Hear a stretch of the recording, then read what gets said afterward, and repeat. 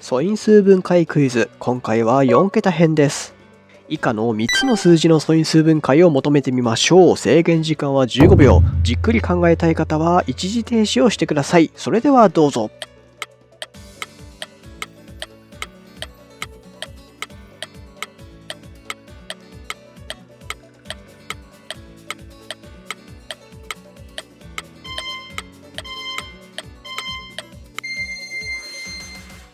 全部わかりましたか？